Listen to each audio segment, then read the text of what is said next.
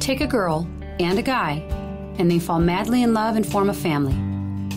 Sprinkle in some counseling degrees and a doctorate, a dream of transforming relationships as we know it. And 20 years later, we give you power couple Dr. Ray and Jean Ketkodian. And this is their podcast, Couples Synergy.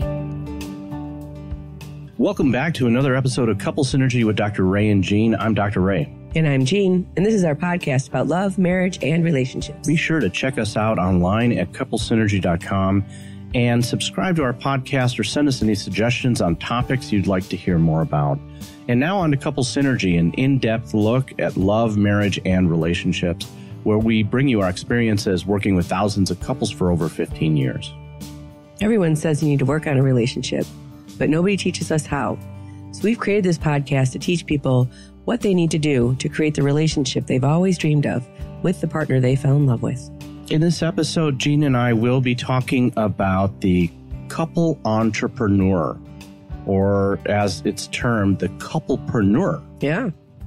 And it kind of hits close to home because obviously, you know, Jean and I, we've run a business for going on 18 years now. Mm-hmm. We also kind of found out that a lot of the couples that we are going to be interviewing in future podcasts have businesses together. Right. We actually met at work, and we almost always work together at the same company before we started our company. Right. And, you know, to define couplepreneur, this term defines a couple who have a business together.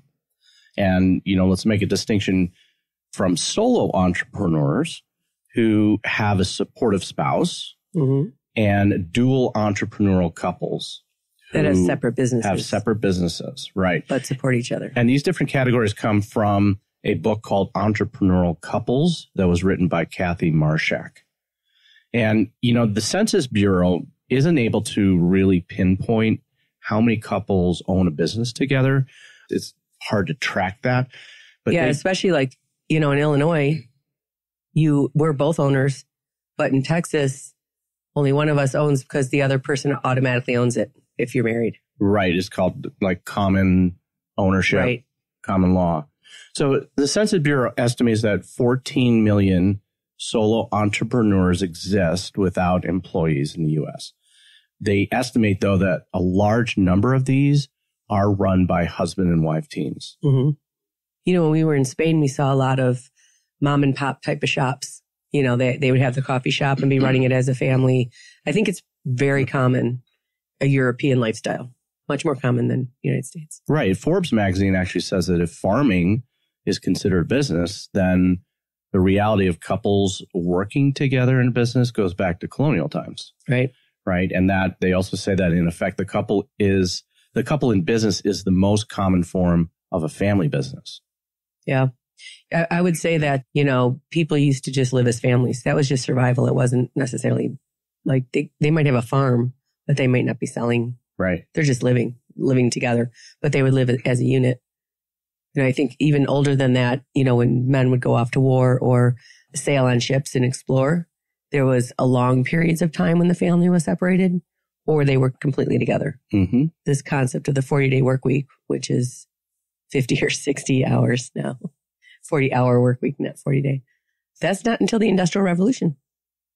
And so the couplepreneurship has evolved over the years. Mm-hmm. And now, do you know any famous couples, Jean, who work together? Garth Brooks and Trisha Yearwood. Right. Melissa McCarthy, Ben Falcone. And Beyonce and Jay-Z. There's a few shows, right, with the people who flip houses and that kind of stuff that work together. Here's a fun fact. Melinda and Bill Gates, Mm. They work together. And Wendy Williams, Kevin Hunter, and Julia and Kevin Hartz. Oh, and here's a cool one. Jada Pinkett Smith and Will Smith. Yeah. They work together as well. So as we said, we started the business in 2002. Yep. And at that time, I was working we were both working in a community mental health center. Mm-hmm. And we decided that we wanted to start a company working strictly with couples and to start our model called Couple Synergy. Yeah. And at the time, our kids really needed much more parenting. You know, they were going through some stuff. And so I felt like I just didn't want to keep putting them in daycare and going off to work. And so I think that was a big drive of like, how are we going to figure this out? It absolutely was a big drive. And, you know, the balancing act that we started right in the beginning, that was pretty difficult. Yeah. Because, you know, obviously when you're starting a business together, you know, you're not going to be able to afford benefits, health insurance, et cetera. So, you know, we had to do that switch, you know, to go from full-time working as an employee and then kind of dialing back at the same time as starting the business as well. Right. And when you're both in it, that's your income. Right. So if the business isn't doing well, the whole family feels it. Which is one of the cons of running a business together. Yeah. Right. Is that financial pressure it can be so great for a couple. You know, if you go back to what we were talking about taking risks together, like doing something thrilling together, I think running a business naturally offers that. It absolutely does. You know, because you get all those highs and lows. You know, you get those times when, oh, we just got this really exciting thing happening and it's a boost for our company. And you rise together with that. Or you get the other thing where, oh, we tried this and it didn't work and that sucks. Right. So, you know, it can bond you together and then it can also separate you too. Oh, yeah. You know, especially when you run into conflict and, you know, conflict of opinions, trying to figure out how to change things in the business. You know, sometimes you can take your fight home with you. I think that, you know, having boundaries between work life and home life, I think for us are very blurry. We are constantly playing together and constantly working together, even on vacation or, you know, lots of things. But I think we just love what we do so much that it just is what we are. And there is not necessarily differentiation, although we only go to the office, if we can help it, only 3 days a week. You know, over the years, people have asked us how we can work together. Yeah. And I could see how it would be a challenge from their perspective because we do spend a lot of time together, right? And if a couple has difficulty agreeing on things or they have difficulty when they have conflict, then, you know, trying to find that common ground, especially when you're trying to create a business that is going to support you both financially, that'll be a huge challenge for people. Yeah, if you can't resolve conflict, probably shouldn't be in business together because, you know, there's so many decisions that need to get made. And I mean, you and I are very different in our opinions and our ways of going about things.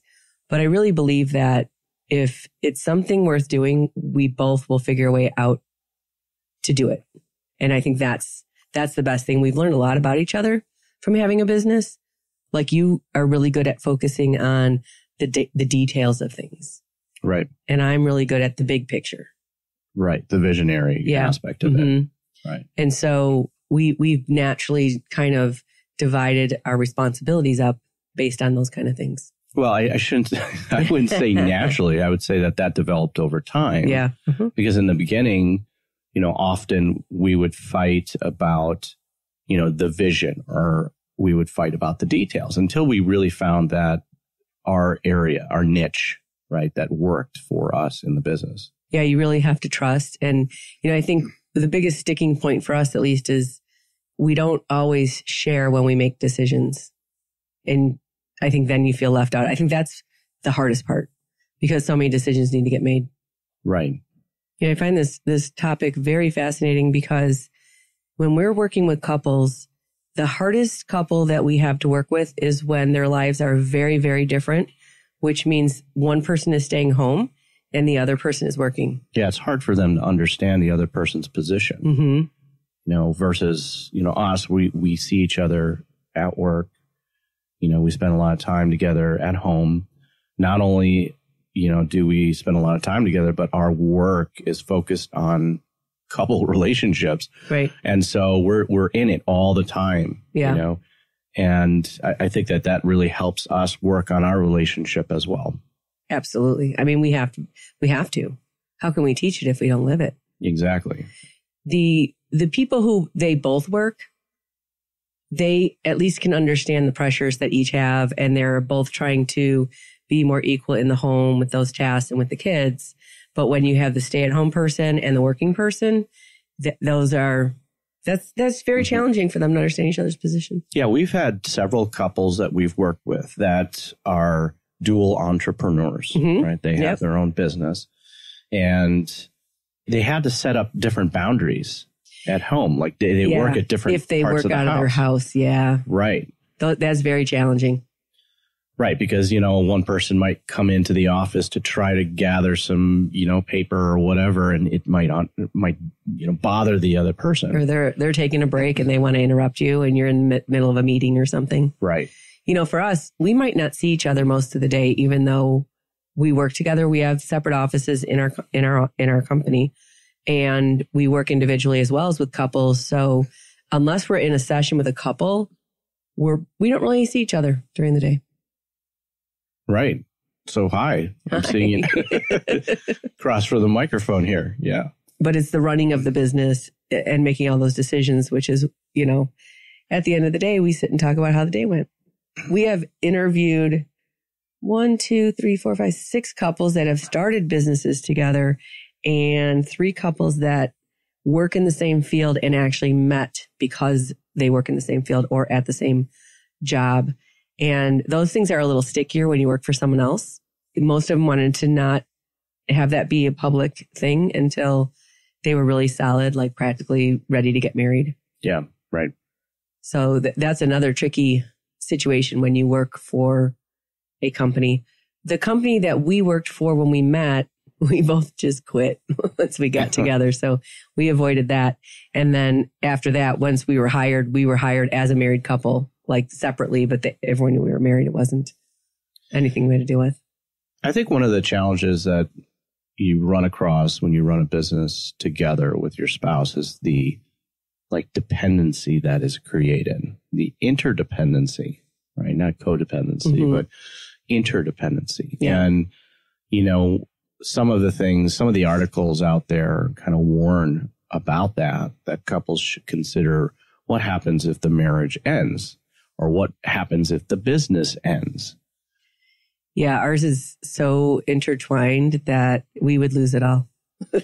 If our marriage ended, everything would end. Absolutely, because it's just such a big part of our life, right? And our life's work and working with couples. So there's a concept called the dependent paradox. And the dependent paradox says that when you are with another person, you are more likely to take risks and be adventurous. So the study that they did was with toddlers, and they had the parent and the toddler sitting together. There were some toys, and they had the kid would get down and start playing with the toys. Then they'd ask the parent to leave the room, and the child would stop playing and go to the door and cry. The parent would come back in, soothe the child, and then the child would explore again. So dependent paradox says that, it's much more comfortable to walk into a party with a buddy or your partner. It's much more comfortable to go and do something new when you're with someone than all by yourself. And so the dependent paradox is a really important thing that I think if you were running a business and I wasn't part of it, that that would be really tough.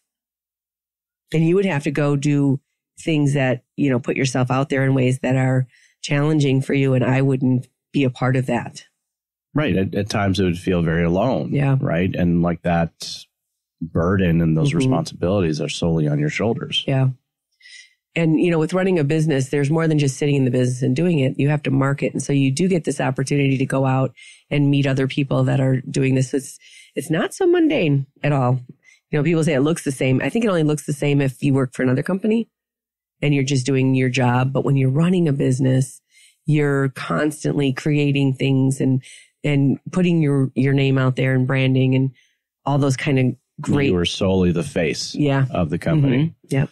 And, in our next episode, we actually interview a couple who have a business together as well. Yeah. Julie and Charlie. Muscle Activation in Schaumburg. And they met learning about the industry that they're in. Right. Like going to school together, and then created the business together. And they've been running it as, together as a couple. Which is great because, I mean, that's exactly what we've been doing for so many years. Right. And, so often we run into couples that are doing the same thing. But to have that innovative kind of approach, to be creative in the way that they are, is very inspiring and exciting. Right.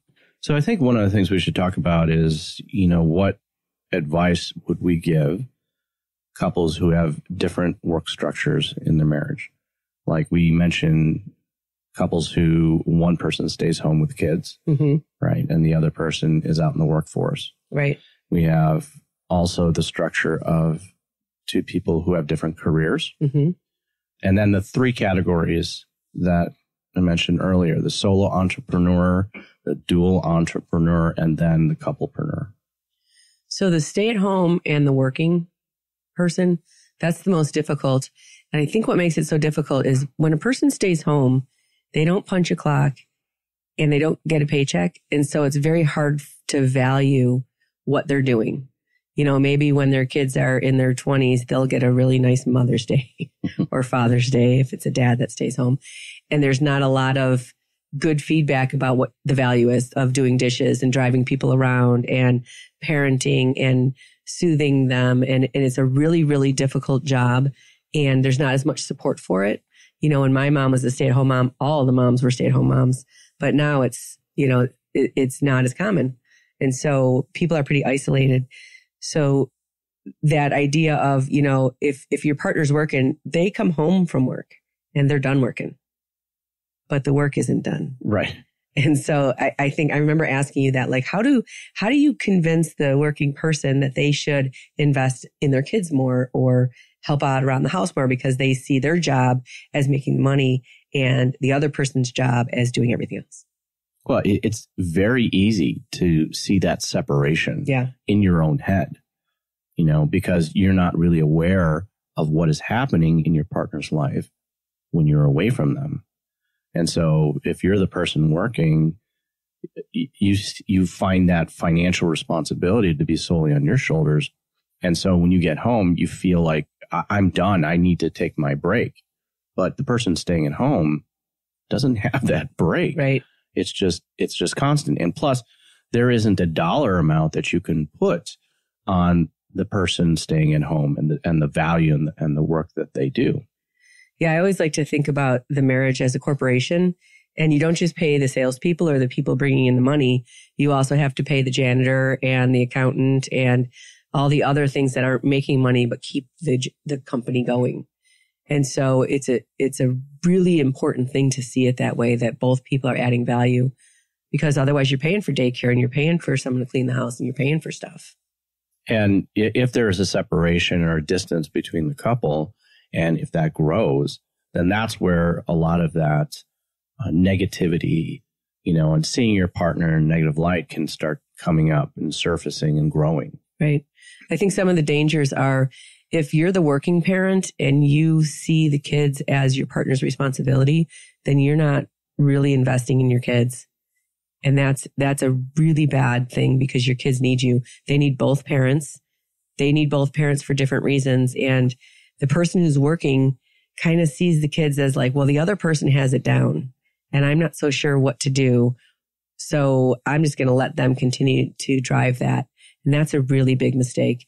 You really should, give that person a break and take your kids for the day and bond with them and have a real relationship with them. That's one of the biggest mistakes we see with the person working. Well, in addition to that, I think one of the mistakes that happens is when you reframe it as I'm helping out.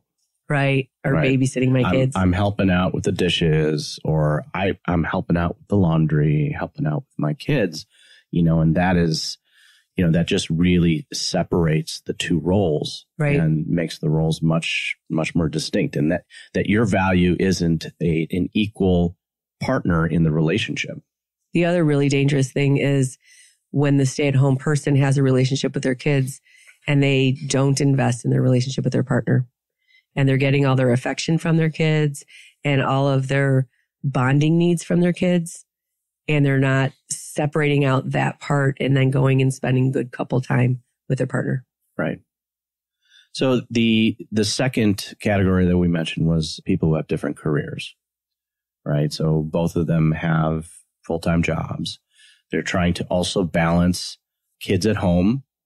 And that is, I find that's a really difficult structure. Yeah, I think that the hardest part of that we hear is they feel guilty. Yeah. They have their kids in daycare and they don't see them enough. And so they feel like working on their relationship takes even more from their kids, which is a really bad mistake. Right. So they put the relationship more on a back burner. Yep. And so any time that they have at home, it is family time. Right. So if they're going out to dinner, it's the whole family going out to dinner. If they're going on vacation, the whole family is going on vacation. So the couple relationship really suffers in this structure. Mm-hmm. Yep. That is the hardest one. I mean, we asked them, like, when's the last time you did something new together, just the two of you? And they're like, not since our honeymoon, right? Not since the kids were born. And if you're feeling guilt, think about it like this. The most important thing you can do for your kids is take care of your relationship. Well, you need to role model that for them. Absolutely. They are learning from you what a healthy relationship looks like. And so if they just see you as co-parents and that there isn't any connection between the two of you, then they're going to grow up creating that in their own relationship as well. Right. Also keep in mind that everything you're doing is also for your kids. Working and providing a lifestyle for your children is taking care of your kids. And providing good daycare is part of taking care of your kids. So, lay off the guilt a little bit. No one's out there that we really see like they're totally neglecting or abandoning their kids. Everything they're doing is for their kids and their family. Well, there's no such thing as a perfect family. Right. And I think that there's a lot of expectations that people place on themselves that may be unrealistic. Right. And a lot of people didn't have that role model. I didn't. My dad ran a company. My mom stayed home with kids. That was my model. What was yours? Right. Mine was the stay-at-home model, where my mom stayed at home and my father worked. Yep. So we had the same. So we were pioneers trying to figure it out. I think a lot of couples today are. And so, don't be afraid to get a babysitter and leave your kids once a year or so. Take a little weekend trip together. It really will enhance not just your relationship, but how you are as parents and your family. Believe us, when we say that, we know that it's very difficult. Yeah. Mm-hmm. I mean, we both had careers together at the same point as running, well, that was before running the business, but, we had little kids at that time too. And so it is very difficult to take time away, as a couple, but it is so important. Absolutely. So the third category is the solo entrepreneur. Right. And so this would be someone who runs a business on their own, and maybe their spouse supports them too from time to time, but they're not typically part of the business. And I think we started talking a little bit about this earlier, right? But some of the challenges and some of the advice that we would have for the solo entrepreneur. When we see couples with this structure, the person with the business tends to really not want to share what's going on in the business with their partner. And it creates a big wedge. And I think using your partner as a sounding board and to share in some of the risks and some of the celebrations is a really important thing. Well, I think some of the apprehension is that, my spouse isn't going to understand. They're not going to understand what I'm going through. Again, the financial pressures rest solely on your shoulders. And so it can be something you don't want to share and talk about. If that was the case, then I would really recommend that you and your partner have a hobby or are creating something else together. Whether you're on a bowling league or... Yeah, or you guys exercise together, you do, 5Ks, or you ride bicycles together. Bikes, boating, something that's, an active activity that the two of you enjoy. Right. And you can make plans around that and connect there. I think also one of the challenges that we have found with this structure is boundaries. Yeah. Right. We've had several couples that we have worked with where one spouse helps out the other. They're not getting paid. Right. Right. And so they don't really know where they begin and where they end. They don't know what their role is. and they also don't know what the value is in it for them. They see the company or this business as their partners, but not theirs. Right. Right. So maybe their partner's asking them, hey, can you run this delivery for me? Or can you help me out with, the books. the books or stock and, the shelves or whatever that is. And they're putting in the time and they're working, but they don't really see how that is going to benefit them in the end. And so it can create some resentment that might build up as well. Yeah, I think that especially the couples that we see divorcing, where there's a solo entrepreneur, the partner who's not part of it seems really in the dark about the finances, about the structure of the business, all sorts of things. And it can lead to that. Right. So it would be important for the solo entrepreneur to be able to, set up some type of a role if you want your spouse to help out and your spouse is willing, that role to be clearly defined so that they know what they're helping with and when their job is done. Right. And that they just don't feel like an errand person. And also, think about setting up a financial situation where the other person has access to their own money so they feel safer in the world, whether it's a retirement account or some type of investment of money, because it's very risky to support someone who's in a sole proprietorship and you're not working. And if the relationship dissolves, that other person's really in a bad spot. I think the second category, the dual entrepreneur, it's a lot easier to define because both people have their own business. Right. Right. So they know what their business is bringing in and they know what their effort is resulting in. And then the two of them are trying to figure out how to combine things in their relationship, like finances and then logistics and dealing with the household. I think the hard part about that one is when one person's doing very well and the other person is not. Right, right. So one business is doing much better than the other, right? And especially if the business that's not doing so well needs financial support from the other one, there's some conflict there. So those things should be talked about and set up. I think it can be even more difficult when these two businesses are being run in the same house. Like what I mean is, they work from home. Right. Right. We mentioned a couple that we worked with that did have two separate businesses and they worked out of their house. Setting up those boundaries in the house is going to be very important too. Like, where is your workspace?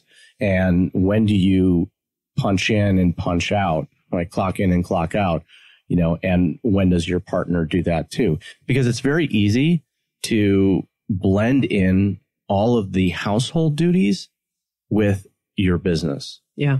Right. So if you're working out of the house, it's very easy to say, oh, wait, you know what? I'm going to go and throw a load of laundry in. Right. Or, I'm going to make some lunch. Well, I can do the dishes now, right? And get that out of the way. So now your day is just blended with work and then also the household responsibilities. And so it can seem very overwhelming over the course of the day because you don't have those distinct starts and stops. The other thing is to keep a really good schedule so that that, if your partner has a meeting or is going out of town or you're not available, that you can coordinate all those things when you're trying to make decisions for the family. And it's a good role model for the kids as well. I mean, one of our clients, they struggled because, the kids would come in and interrupt them while they were working.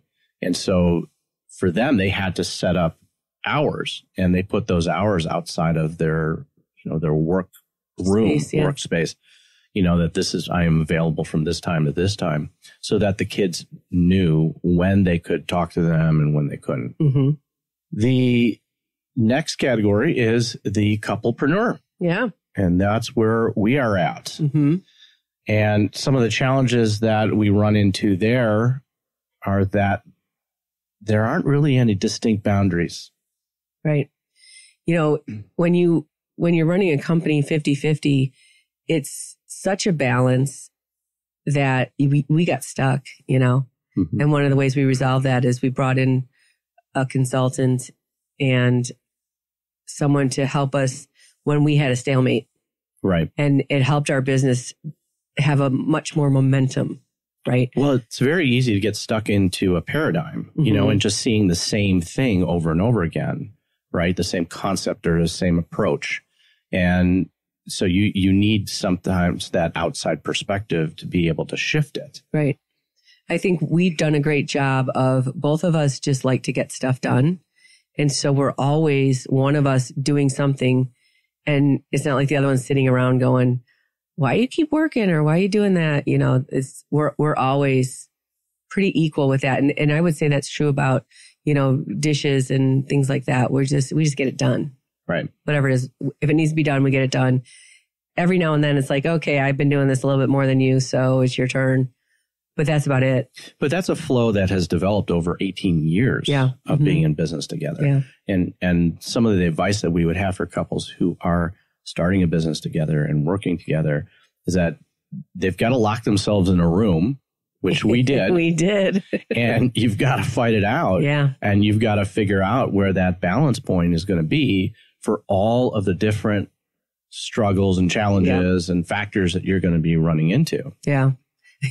Yeah, we're not getting out of this room until we have all these decisions made. And we were in there for like 8 hours. Yeah. Right. Yeah. But I think it's worth it because, you know, just because one of us has an idea, that doesn't mean that that's the best idea.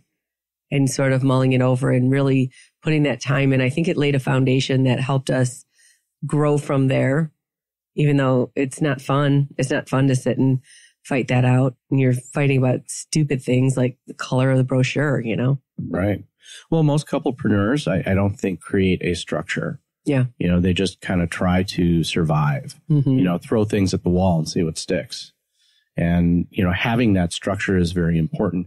There's a book called The E-Myth Revisited by Michael Gerber. He talks about creating your own business, but creating it from the perspective of it being like 100 employee type of company.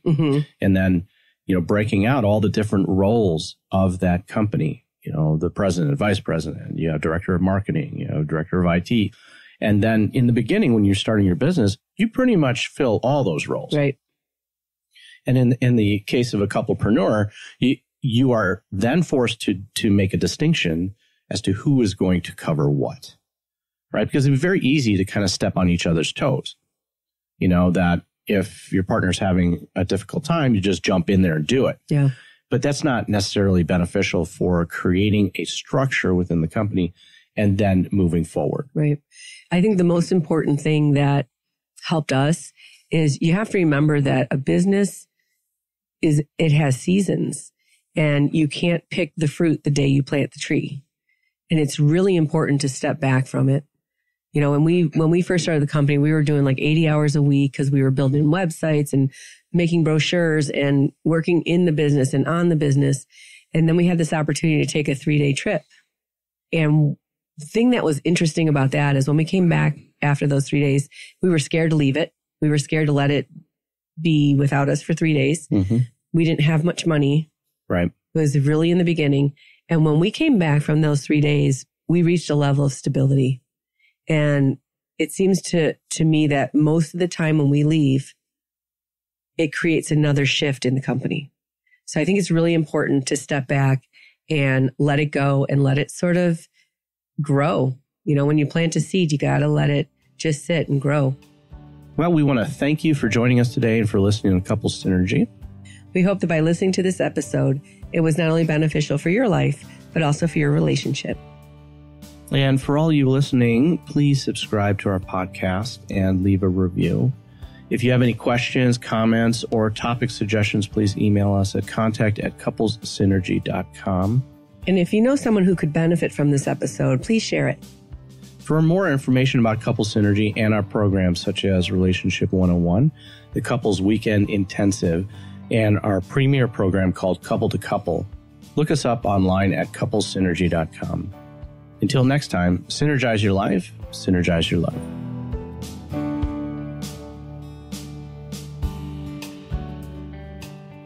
You have been listening to Couple Synergy with Dr. Ray and Jean Kadkodian.